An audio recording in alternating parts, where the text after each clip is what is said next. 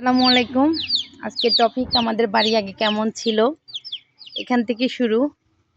এইদিকে অনেক উঁচা জায়গা ছিল, এখানে আলুর শাক তারপরে বিভিন্ন সবজি করা হতো। তার ওই পাশে অনেকগুলো লেবু গাছ ছিল। এদিকে পরে একটা টয়লেট করা হয়েছে যাতে বাইরের মেহমান আসলে যাওয়া যায়। আর এই ঘরটার এইদিকে লম্বাতে ছিল আমাদের গাড়ির ঘর, যেহেতু আমাদের মাইক্রো ছিল, ওই মাইক্রোটা রাখার জন্য উপরে টিন দিয়ে একটা ঘর ছিল, সুন্দর করে গাড়ি এনে ওইখানে রাখতো। তার পিছনে অনেকগুলা গাছ ছিল।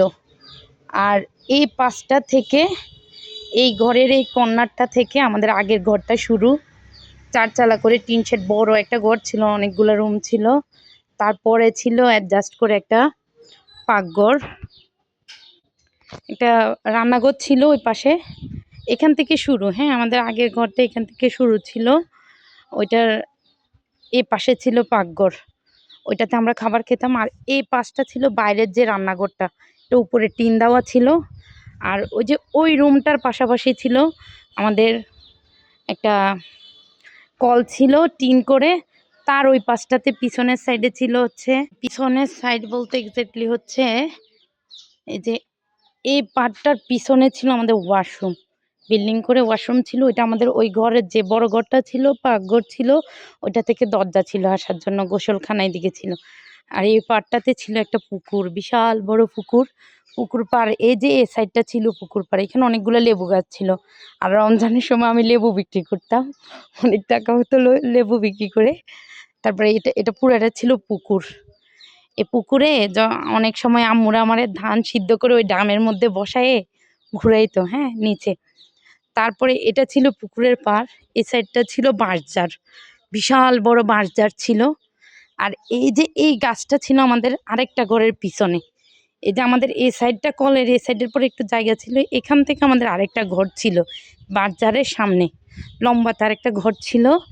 এখানে ছিল একটা ডেকির ঘর, একটা কাঠটার ট্রাক্টর, আর এ পাশে ছিল গরুর ঘর, এই কর্নারটাতে ছিল গরুর ঘর।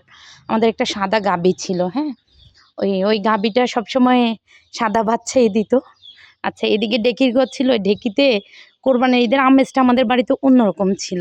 কারণ কোরবানির ঈদের সময় মানুষ ঢেকিতে চাল গুঁড়ো করার জন্য, গুঁড়ি বানানোর জন্য আমাদেরকে ডেট বলে যাইতো। একজন শনিবার নিছে, তারপর আরেকজন আসলে আমরা বলতাম রবিবার আসেন, এরকম করে আমি আর আমার দাদু ডেট দিতাম। আর এই যে এই কর্নারটাতে ছিল গরুর খাওয়ার জন্য এরকম একটা নানজা ছিল, এটার মতো ঠিক এ পাশে ছিল। তার সাথে একটা বড়ি গাছ ছিল, আম গাছ ছিল। আর এই যে এই ঘরটার পিছন সাইডে বড় একটা ডুমুর গাছ ছিল, আর একটা কাঁঠাল গাছ ছিল। ওই কাঁঠাল গাছে আমার একটা কুশি কাটার দোলনা ছিল। আমার যখনই বিকালে ভালো লাগতো না, আমি ওইটাতে যাই ঝুলতাম। যাইতো কুশি কাটার রাউন্ড করা দোলনাগুলা।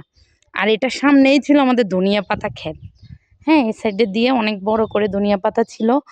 ধনিয়া পাতা আমি বিক্রি করতাম, তাও রমজান মাসে মানুষ কিনতে আসতো।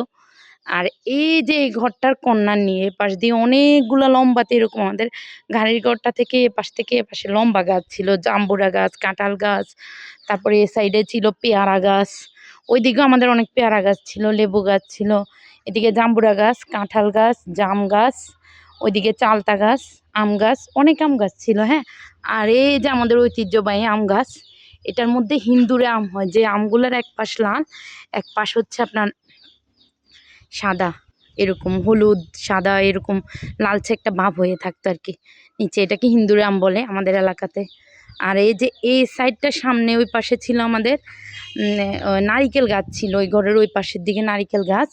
তারপরে হচ্ছে ওই সাইডে ঝাড় দিয়ে শসিন্দা, কহি, ধুন্দুল এরকম জাতীয় জিনিস করা হতো। তারপরে হচ্ছে এই পাশে ছিল একটা গরুর চিন ছিল, গরুর যে আমাদের ওইখানে যে গরু ছিল খাবার খেতে, চিন ছিল। তারপরে রান্নাঘরের যে ছাইগুলো যে ফেলতো, ওই জায়গা ছিল। এখন ওই কর্নারটাতে অনেক পর একটা দোকান হয়েছে, হ্যাঁ, এই যে এদিকে একটা দোকান হয়েছে কিছুদিন আগে, কিছুদিন কি অনেক বছর এটা ভাড়া চলে।